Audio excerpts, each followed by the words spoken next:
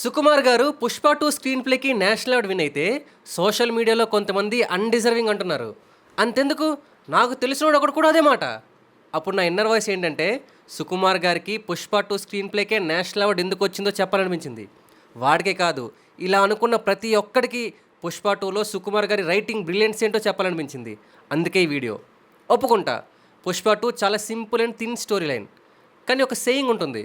A great story can become a bad film because of weak screenplay, but a simple story can become a great film because of a strong screenplay. Pushpa 2కి సుకుమార్ గారు చేసింది అదే. ఇంత simple and thin story లైన్తో సుకుమార్ గారు తన screen play writing brilliance ఏంటో చూపించారు. ఫస్ట్, ఇంతకీ స్టోరీకి స్క్రీన్ ప్లేకి డిఫరెన్స్ ఏంటి? అది క్వశ్చన్. సింపుల్గా స్టోరీ అంటే అసలు ఏం జరిగింది అనేది చెప్తే అది ఎలా జరిగిందో డీటెయిల్గా చెప్పేదే స్క్రీన్ ప్లే. అది ఎంత ఇంట్రెస్టింగ్గా రాస్తే సినిమా అంత ఇంట్రెస్టింగ్ ఉంటుంది. అంటే పుష్పకి సీఎం ఫోటో ఇవ్వకుండా అవమానించాడు, సో ఇంకొకరిని సీఎం చేశాడు అనేది కథ అయితే అది ఎలా చేశాడో చూపించేదాన్నే స్క్రీన్ ప్లే అంటారు. అది రాసేది సుకుమార్ గారు.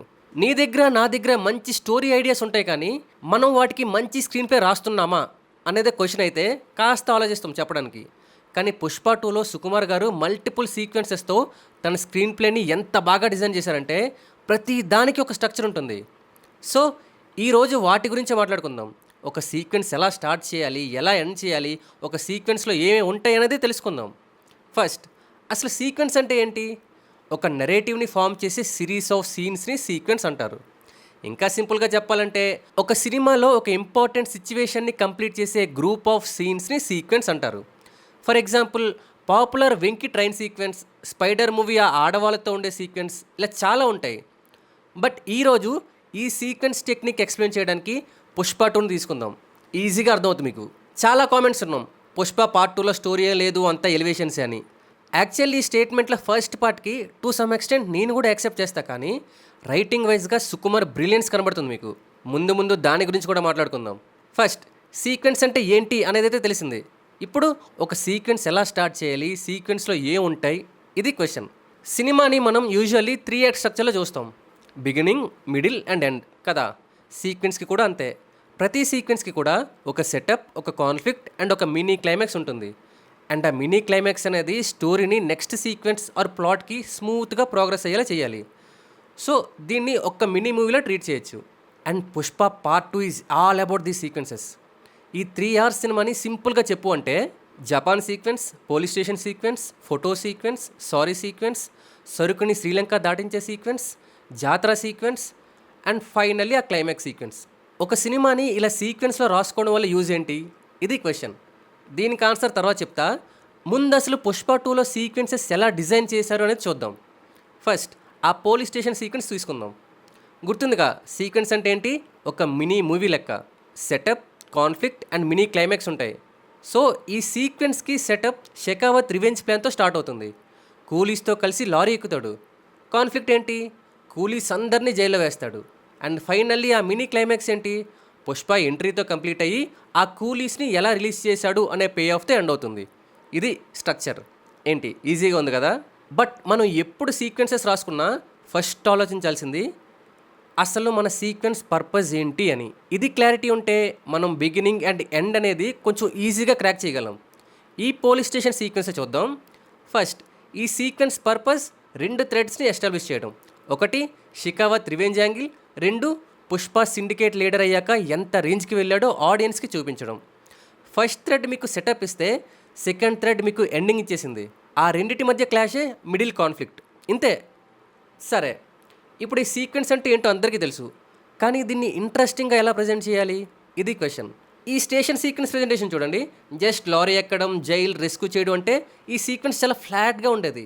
కానీ సుకుమార్ ఈ సీక్వెన్స్ యొక్క 2 పర్పసెస్ని కూలీల ప్రపంచంలో సిచ్యువేట్ చేసి ఒక ఎమోషనల్ లేయర్ యాడ్ చేశారు. సీక్వెన్స్ స్టార్ట్లోనే ఒక వర్కర్ పెళ్లి రోజు కూడా పని కోసం వస్తాడు. పుష్ప అన్న కన్నా ఏది ఎక్కువ కాదనే ఫీలింగ్ ఎస్టాబ్లిష్ చేస్తారు అక్కడ. సో దీనివల్ల ఏంటంటే ఈ సీక్వెన్స్ ఆర్ మినీ మూవీలో ఆ వర్కర్ తన పెళ్ళికి వెళ్ళగలడా, పుష్ప ఎలా రెస్క్యూ చేశాడు అనే ఒక ఇంట్రెస్ట్ బిల్డ్ అవుతుంది. ఈ ఎమోషనల్ కోర్ వల్ల ఫస్ట్ 10 minutesలోనే ఒక మూవీ చూస్తున్న ఫీల్ తీసుకొచ్చారు సుకుమార్ గారు. అండ్ సినిమా మొత్తం ఇవే ఉంటాయి. సో ఇలా స్టేక్స్ అండ్ ఎమోషనల్ యాడ్ చేసి ఒక సీక్వెన్స్ని ఇంట్రెస్టింగ్గా ప్రజెంట్ చేయొచ్చు. సరే, ఇది కూడా తెలుసు, మరి మనం ఎలా ఇండివిజువల్‌గా స్టాండ్ అవుట్ అవుతాం అంటారా? మన దగ్గర ఉన్న స్ట్రక్చర్‌కి మన style of presentation and mark add చేసుకోవాలి. 'పుష్పకి' సుకుమార్ గారు యాడ్ చేసుకున్న 'సుక్కు' మార్క్ లెక్క. సుకుమార్ గారిలో ఉన్న ఒక గ్రేట్ థింగ్ ఏంటంటే, ఆడియన్స్‌ని ఎప్పుడూ బెటర్ ఎక్స్‌పెక్ట్ చేసేలా ప్రిపేర్ చేసి, ఫైనల్‌గా బెస్ట్ డెలివర్ చేస్తారు. ఆయన దగ్గర ఎప్పుడూ డబుల్ విన్ అనే టెక్నిక్ ఉంటుంది. For example 'Nannaku Prematho' climax చూడండి. అంతవరకు కష్టపడేది జగపతి బాబుని జీరో చేద్దాం కోసమే కదా! చేసేస్తారు కూడా. అండ్ అక్కడితో రివెంజ్ అయిపోయిందని చూపించేయొచ్చు. కానీ బెటర్ కాదు, బెస్ట్ కావాలి. జగపతి బాబుని జీరోకి తెచ్చేయడం బెస్ట్ కాదు, జీరో అయ్యాక మళ్ళీ లేవకుండా చేయడం బెస్ట్ రివెంజ్.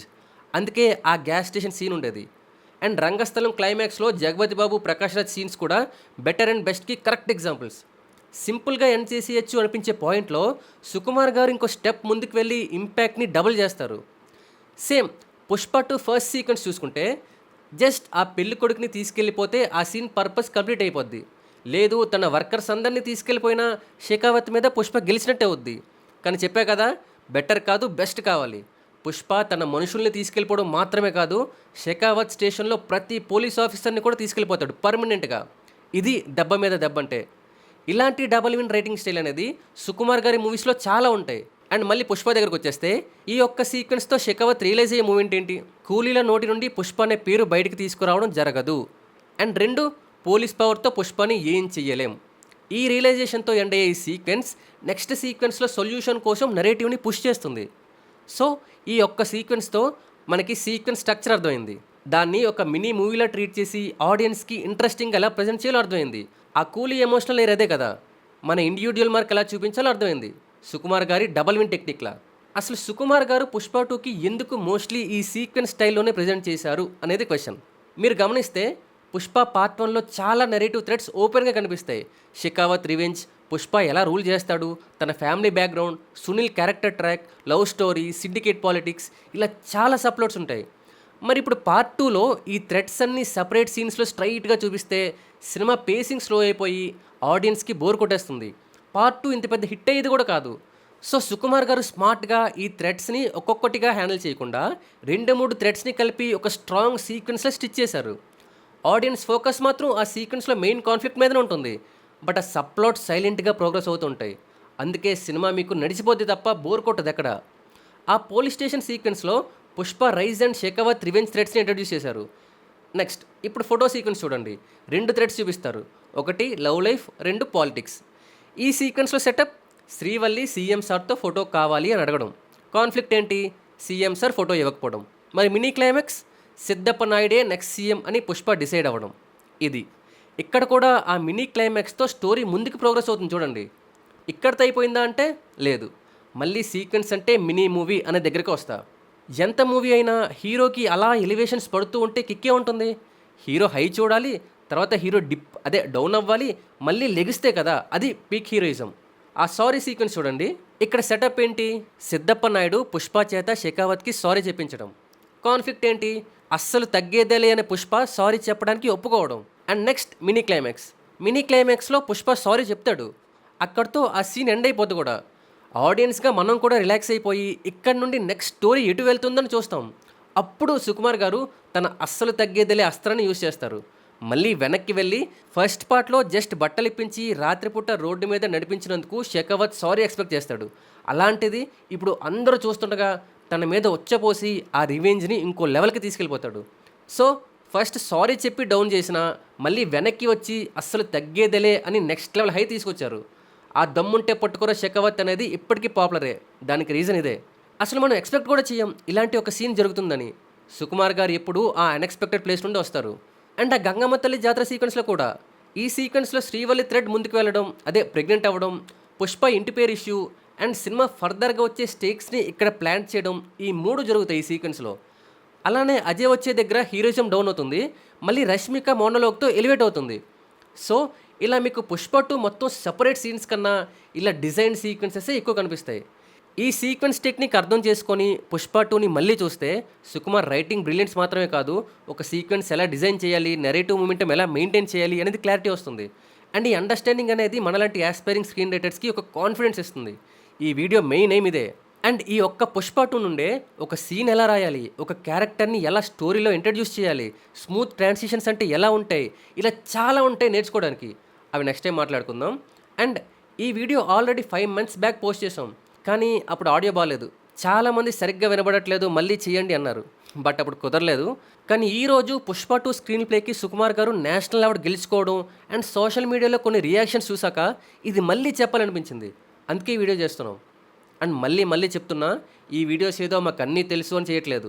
జస్ట్ మాకు తెలిసిన ఒక విషయం మీతో కూడా షేర్ చేసుకుంటే అది మీకు కూడా ఎంతో కొంత యూజ్ అవుతుంది అనే థాట్తోనే చేస్తున్నాం. అండ్ ఈ వీడియోకే కాదు, మేము బ్రహ్మయుగం వీడియో కూడా చేసాం. ఆ సినిమాకి కూడా ఇప్పుడు నేషనల్ అవార్డు వచ్చింది. కానీ అప్పుడు ఆ వీడియో చేస్తున్నప్పుడు ఎందుకురా ఈ వీడియోని అడిగారు. ఒక్కసారి ఆ వీడియో చూడండి, దీనికి ఆన్సర్ మీకు అక్కడ దొరుకుతుంది. మేము చేసిన బెస్ట్ వీడియోస్లో అదొకటి. సో మేము కూడా ఇంకా లెర్నింగ్ స్టేజ్లోనే ఉన్నాం కాబట్టి ఏమైనా తప్పు చెప్పుంటే క్షమించండి. ఇంకో వీడియోతో మళ్ళీ కలుద్దాం. బాయ్.